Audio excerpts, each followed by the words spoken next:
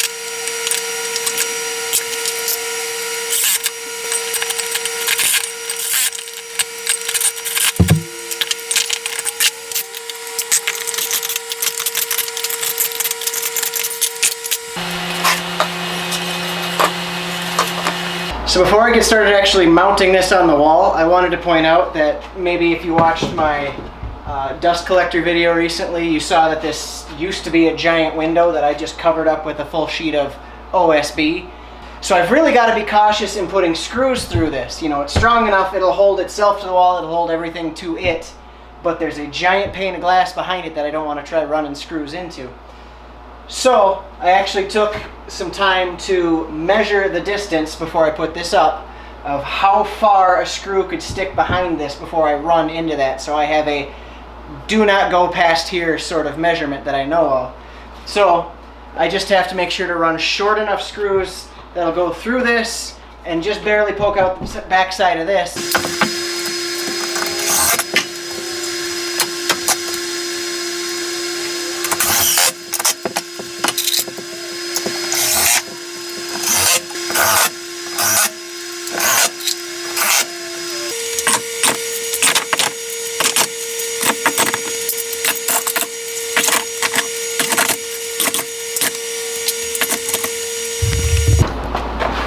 Well, that's about it. It's not exactly a groundbreaking project, but for me it helps organize things a lot and turns an otherwise useless spot where there used to be a window into a sturdy clamp rack for every pipe clamp and bar clamp that I own at this point. Eventually I'll probably add some more clamps to the collection, and there's plenty of room to expand. At this point, the reason I didn't make the fins too long is I didn't feel like stacking them out too far.